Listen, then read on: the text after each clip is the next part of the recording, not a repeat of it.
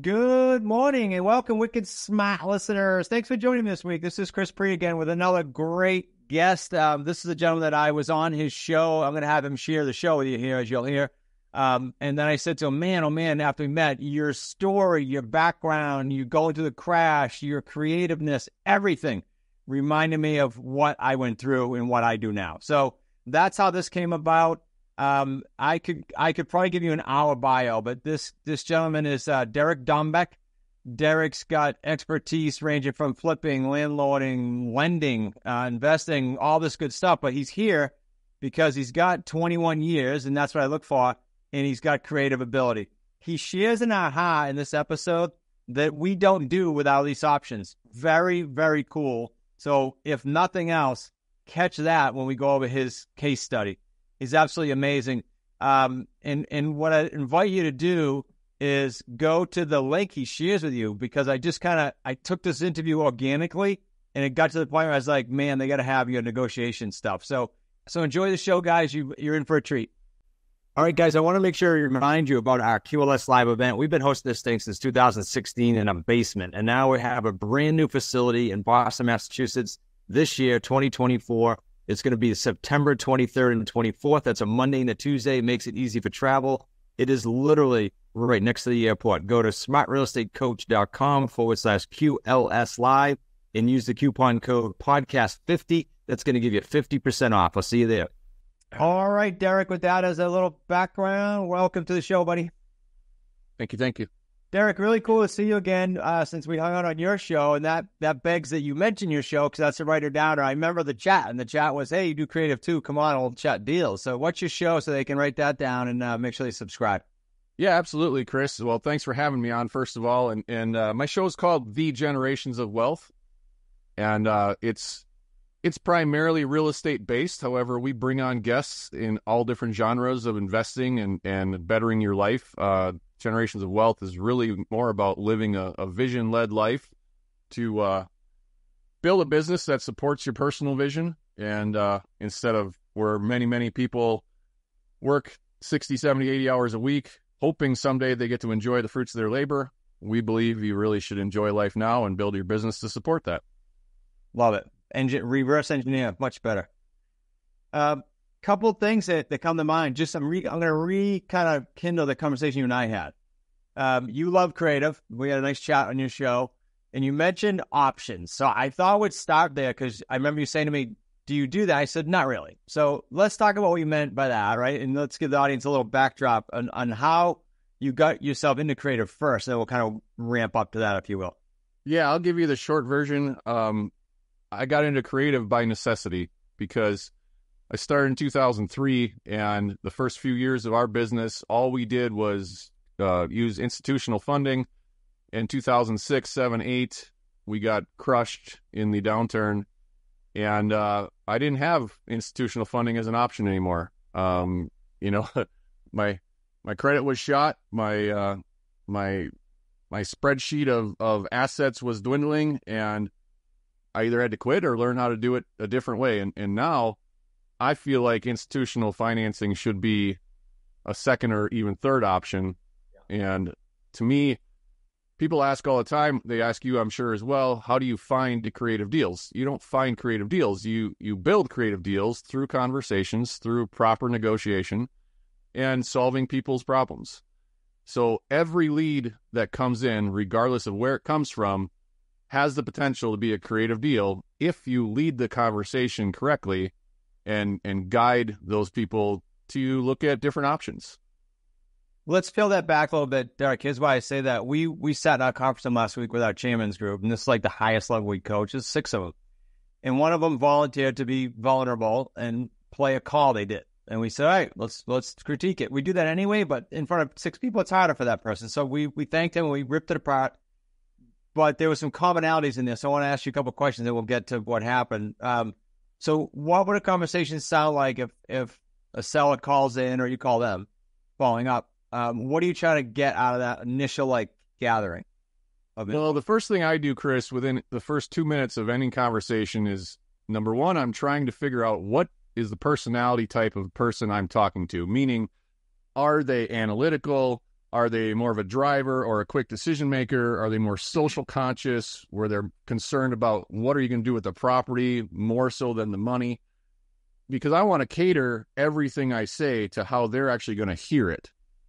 And if, like, I'm not analytical at all. I'm a very quick decision maker. If somebody starts throwing data and spreadsheets and everything at me, I glaze over.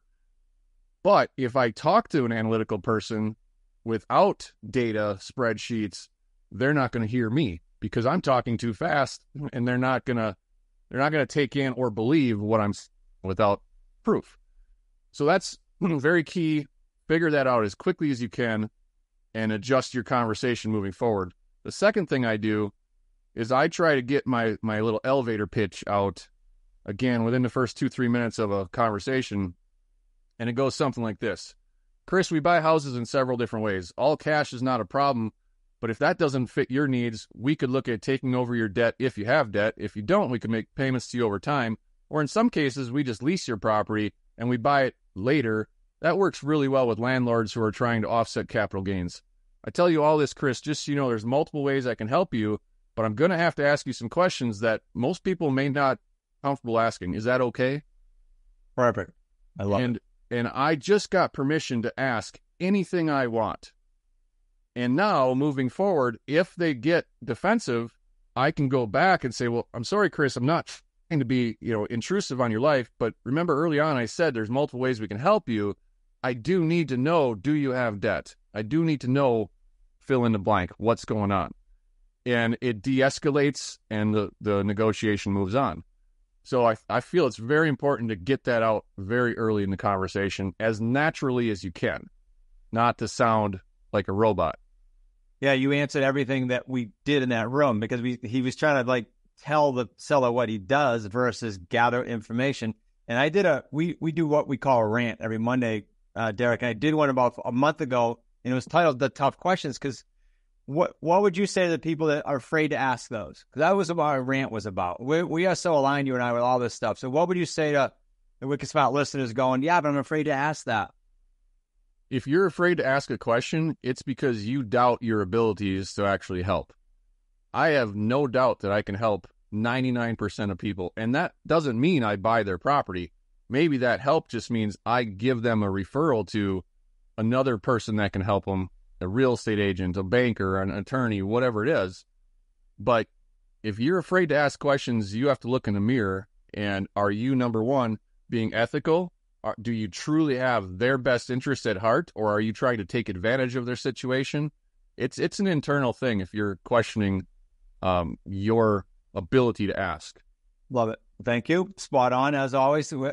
I say we're so aligned. One of the things that we talked about was our longevity and us both getting crushed in the crash. Yeah. So aside from, I'm doing this organically as it comes in my brain, because it's going to go a different direction. But I'd like you to address how important it is, because I know you've been in and you've ran masterminds, right? Yeah. So on this note, how important is it now for you, and how important was it coming out of the crash? So coming out of the crash, I was by myself. That was my biggest mistake early in my career. Is I didn't build a network. I would go to trainings and seminars, and I would meet people, but I would not reach back out to them or stay in touch. Very seldom, because at that time I think I still felt like I was not worthy, right? Which was dumb, but that's how I felt. Coming out of the crash, I had to start building a network. I needed partners, because I still didn't know how to do creative deal structuring. So coming out of the crash, I was partnered up with somebody. We were using his credit, still using institutional financing as I learned these alternative methods.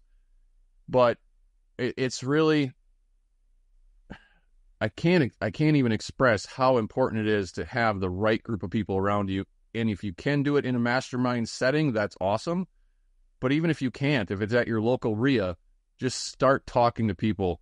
Ask them, what can I do to help you, right? Don't be looking to suck information out of everybody. Give, and they'll give back. So the masterminds I've been a part of is really what's opened my eyes, number one, to vision, and how important it is to have your personal vision figured out for your life. And then after that, and only after that, build a business that supports the personal vision. And then when we started leading our own masterminds, again, it's a little bit self-serving when you host a mastermind because we're getting paid to lead this. As I started leading the first group, I didn't know that it was going to evolve into what it is now. And what it is, it's called the Circle of Trust. And Circle of Trust now is 3 groups, all from different parts of the country. I actually don't allow people from the same areas to be in a group together because they won't be vulnerable like they need to be. And we actually meet in a house. We stay together for 4 or 5 days in a house. So we're immersed. There's really, you have your own bedroom, but there's really no escape. And during the mastermind session itself, everybody has about an hour and a half to focus on their life, their business, but it's all of the side conversations, on the beach, at the pool, over breakfast, maybe playing cards at night, whatever it is.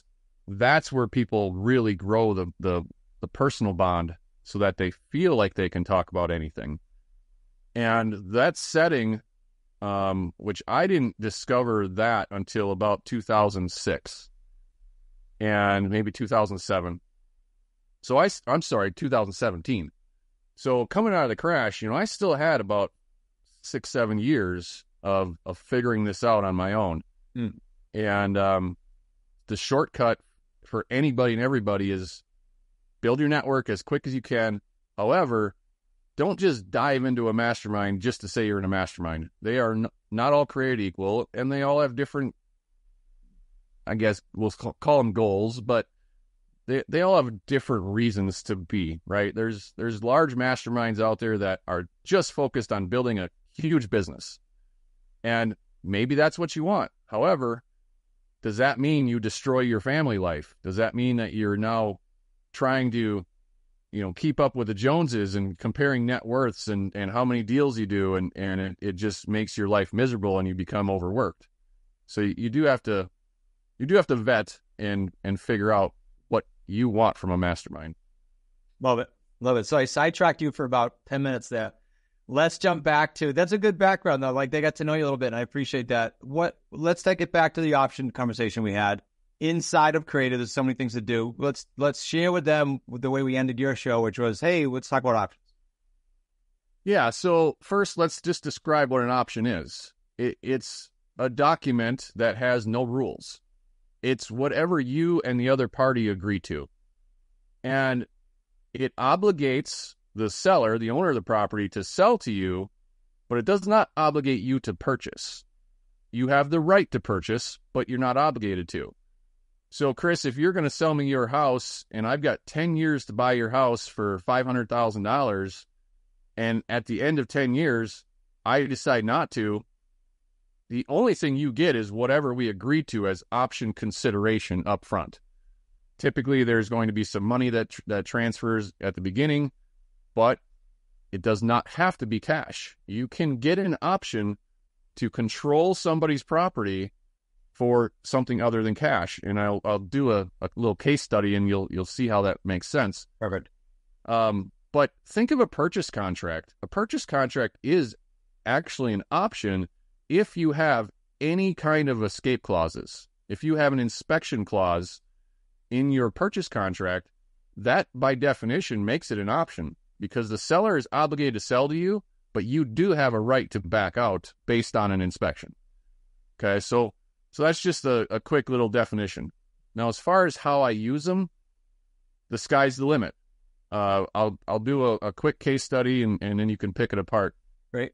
I had made an offer to a gentleman to buy his 3-bedroom, 2-bath ranch house, sat on 5 acres of land. He had 2 mortgages totaling about $132,000. And the house was worth, after repair, if you did a full rehab, it would be worth about $225,000. And now these are Midwest numbers, by the way, because I live in Wisconsin. So California, just add a 0. But but my cash offer to him didn't clear his debt. My cash offer was $120,000. And the house just needed some cosmetic updates. There was a moisture issue in the basement that he had actually corrected, but all the old water stains and mildew and light mold was still in there. And So I said to him, I said, well, my cash offer is 120. You'd have to bring $12,000 plus closing costs to clear the debt, which he didn't want to do. He was retiring from his job, and he wanted to move to a different state within days of retiring. So he did not want to deal with a real estate agent. He didn't want to have to maintain the property, do any repairs if there was a home inspection done for a new buyer. He just wanted to get paid. And I said, okay, what if, and he did tell me he would take $150,000. Like that was a number that he had thrown out there. So I said, all right, if I was able to get you $150,000, how long would you give me to do that? And I'm shooting for as much time as possible when you get an option. He was really pushing back, and we settled on 6 months. Why 6 months? Because if he did list with a real estate agent, that's how long his listing would be. Right. So I said, okay, I have an option to buy your house for $150,000 within 6 months. Now, how do I get use of the building? Well, that's with a lease. So I'm not going to lease it to live in it. I'm going to lease it so that I can actually utilize it, use it, and work on it. And so my option consideration to have the right to buy it for $150,000 was that I was going to maintain the property in at least its current condition or better, improve the property at my discretion, at my expense, and pay all the utilities. And ultimately, right at the end, he chiseled me for $200 a month because he wanted to cover the real estate taxes. So my actual rent was $200 for a 3-bedroom, 2-bath ranch house on 5 acres. Not a bad rent, right? No. So we closed, and the closing looks very similar. I mean, it doesn't have to close at a title company, but I still do a title search. I want to make sure that, what position is my option in. And then we sign the documents. He goes and moves to South Dakota. I had 6 days of actual rehab on this property. Okay. We came in, we did all the yard work, we cleaned it up, the basement, we got rid of the moisture issue or the remnants of the moisture issue, painted everything so it was fresh and clean. And we put that on the market, and I had multiple offers and a full price offer of my asking price of $200,000 within less than 45 minutes of putting it on the market. Now, this particular deal was done in 2021, to give you a time frame. Yeah. So people were lined up at the street. Showings were lined up. Of course, I had my real estate broker who lists my properties for me. She had a pocket buyer. Legally, we put it on the MLS, but she scheduled their showing first. Yeah. And they gave me exactly what I asked for, and they were very qualified. So I did not go into this highest and best, multiple counter offer situation. I don't love those. I could have made more money. There's no doubt, but I had what I wanted. And now the question is, how could I sell the property, Chris? Because I only have an option, right? So what do you think? What do you think the possibilities are? I'm assuming one of them is you assign your option to your buyer. Okay, so you could definitely assign the option as long as the option was assignable. Yep. Okay, you could double close. Double close. Okay. Now, these are home buyers, first-time home buyers that are going to use an FHA loan. So you and I know, and some of your listeners know and some don't, FHA still has seasoning requirements. So I can't buy the property and sell it to them in a double closing minutes later because underwriting won't qualify their loan. For sure. Yep. Right? So I go all the way back to the beginning when I signed the paperwork with the seller. And at that time, I asked for power of attorney. Okay? So I have power of attorney over that property. I listed the property as his power of attorney. So when I'm selling it, I'm actually selling it as him. So there was no deed transfer. So it does not trip up the FHA financing or any other government-backed financing that has seasoning requirements. Make sense? It makes a lot of sense. I have one question on that whole transaction. the actual deed, even though it was post-COVID, did the seller actually have to wet signature that, though? That'd be the only piece he had to sell, even though you had a POA? Chris, I'll ask you, do you think it would be wise to record that option? Do I think it'd be wise? Probably not if you're trying to stay out of the radar of the FHA. Okay. I feel like there's a deeper meaning in this one. Well, if you did record the option, so it's on public record, now you've secured your position, because if he had any other liens, judgments, anything else, they could wipe you out. I already know there's 2 mortgages in front of me, but I want to protect my position for sure. So recording the option is not a bad idea, but it does put on title that you have the option. And now it's out there for the whole world to see, including what the terms are of your option and purchase price. Okay, so the second option, I shouldn't use that word. The second way that you could do it is you could record a memorandum of option. So you're just recording a document that doesn't have any of the details. It just says there's an option out there. Yeah. Have you ever heard of a title company doing a title search and missing something? Like Absolutely. It happens, right? Yeah, it does.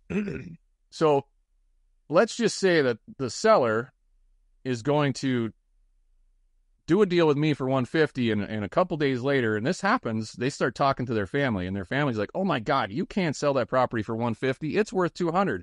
I'll buy it from you." And they try and back out, or they just try and backdoor you and sell it to somebody else. That's why it's very important to have something recorded, okay? Because that certainly can happen. So let's just say that this seller decides, I'm going to sell my house to Chris for more money and screw over Derek, right? Well, if the title company missed the recorded option, or they missed the recorded memorandum of option, and they actually closed and sold the property to you, what is my recourse? Well, you still have it on there. The fact that they missed it shouldn't hurt your recourse, correct? But the title transferred to you. You now own the property. So what's my recourse? Because seller sold directly to you, and title company has, there's title insurance, right? I could go after the title company for their errors and omissions or their title insurance policy, but that's a lawsuit. Yeah. Right? And I could sue you as the buyer. I could sue the seller. Where are we arguing all of that information? What did you mean? What did the seller think you meant? Yeah. Right?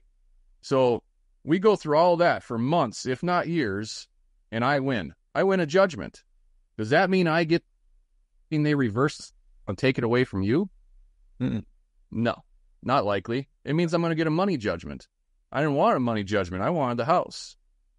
Okay? So I've got a money judgment. Does that mean I get paid? Mm-mm.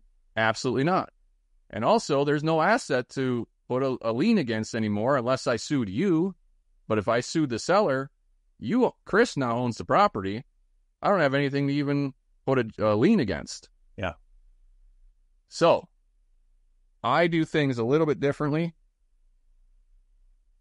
I actually secure my options with a mortgage. So most people think that a mortgage is only utilized to secure a promissory note. But a mortgage can secure anything. It can secure a lease, certainly an option, certainly a promissory note. Okay? And that mortgage says, if seller refuses to sell to me, I file a foreclosure and I take that property away from him. Now we're still in court, but what are we arguing? We're not arguing contract law. We're arguing foreclosure law. Black and white. I love it. Right? So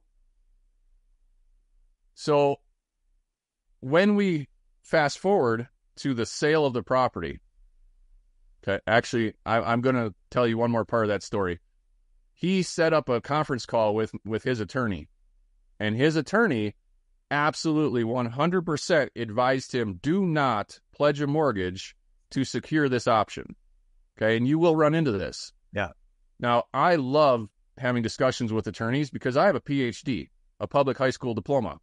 So when I get to educate an attorney, it's just fun for me, right? I couldn't agree more.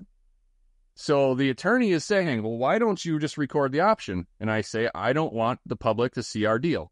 Okay, why don't you record a memorandum of option? I said, because I don't want to end up, if the seller decides to back out, I don't want to end up arguing over contract law. And I said, why would the seller not be willing to pledge a mortgage? Is he planning on not following through with our agreement? Right. Exactly.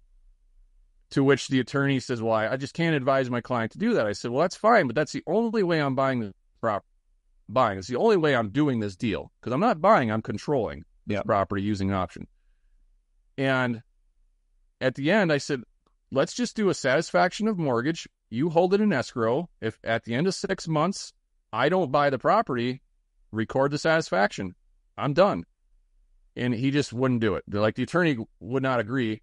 So we hung up that conference call, and within a minute, that seller called me and said, I don't care what my attorney's saying. We're moving forward with this deal. And that is not the first time, only time that that's happened that way.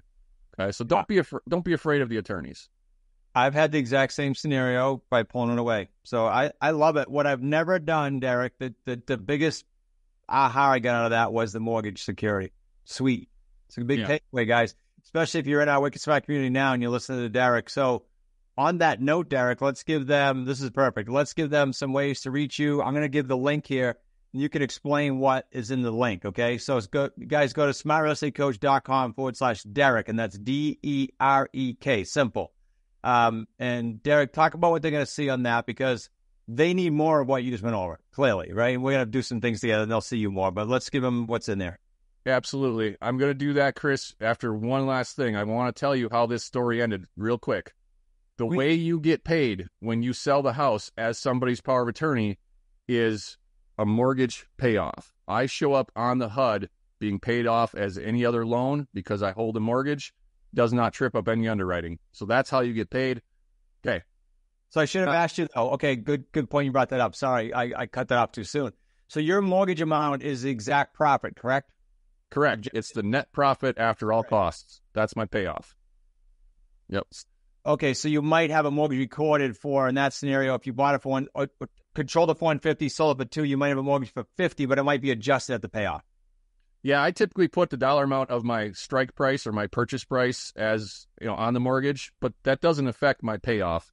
Yeah. So that transaction, I had exactly $2,000 into the whole deal. I net $36,000 in 34 days, and I never owned the property using an option. So good punchline. Yeah. Okay, let's talk about the link, smartrealestatecoach.com/Derek. Yeah, absolutely. So I've actually been honored enough to be a co-author in a couple of books, one of which is called Next Level Your Life, with a gentleman named Kyle Wilson. Kyle Wilson was Jim Rohn's business partner up until Jim Rohn passed away. Great man.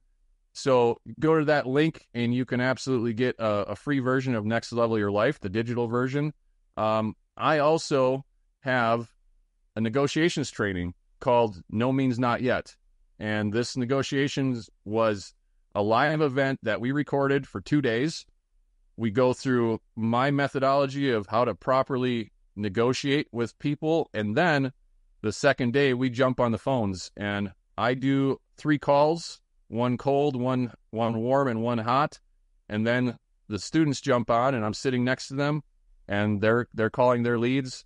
It's super powerful. I'd love for you to check that out. No Means Not Yet. It's one of a kind. It's how I've learned to get people to open up to me so I can solve their problems.